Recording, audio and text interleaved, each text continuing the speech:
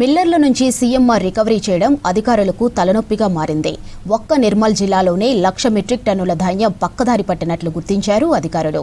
మిల్లర్లను గుర్తించి నోటీసులు ఇచ్చినా ఫలితం కనబడటం లేదు. చివరికి రికవరీ యాక్ట్ ప్రయోగిస్తామని చెప్పినా లైట్ తీసుకుంటున్నారు మిల్లర్లు.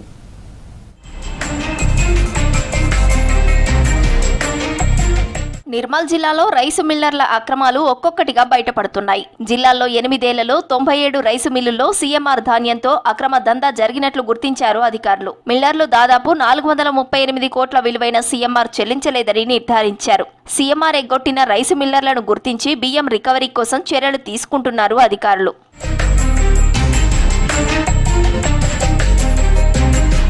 నిర్మల్ జిల్లాలో ఎక్కువ విస్తీర్ణంలో వరి సాగు చేస్తారు రైతులు. వారి నుంచి ధాన్యం కొన్న సర్కార్ మరాడించటం కోసం ధాన్యాన్ని మిల్లులకు కేటాయిస్తోంది. మిల్లింగ్ చేశాక మళ్లీ సర్కార్కు బియ్యం చెల్లించాల్సి ఉంటుంది. కానీ సర్కార్ నుంచి ధాన్యం తీసుకున్న మిల్లర్లు తిరిగి సర్కార్కు ఇవ్వటం లేదు.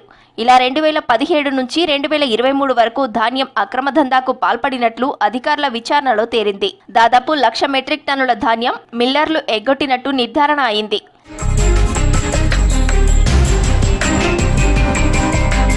కోట్ల రూపాయల విలువైన ధాన్యాన్ని సర్కార్కు తిరిగి ఇవ్వటం లేదు మిల్లర్లు. పోనీ ఆ ధాన్యం మొత్తం మిల్లుల్లో ఉందా అంటే అది లేదు. ఒక్క ధాన్యం బస్తా కూడా మిల్లర్ల దగ్గర లేదు. ధాన్యం మొత్తం మహారాష్ట్ర, మధ్యప్రదేశ్, ఏపీకి తరలించినట్లు అనుమానిస్తున్నారు అధికారులు. ఒక్కో మిల్లర్ 5 నుంచి 15 కోట్ల విలువ చేసే బియ్యాన్ని అక్రమ రవాణా చేసినట్లు భావిస్తున్నారు.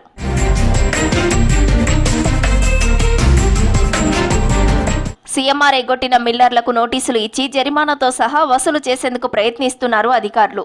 నోటీసులు ఇచ్చినా లైట్ తీసుకుంటున్న మిల్లర్లపై రికవరీ యాక్ట్ ప్రయోగిస్తున్నారు. కొన్ని చోట్ల క్రిమినల్ కేసులు కూడా పెడుతున్నారు. ఇప్పటికీ 23 మిల్లులపై రికవరీ యాక్ట్ ప్రయోగించారు.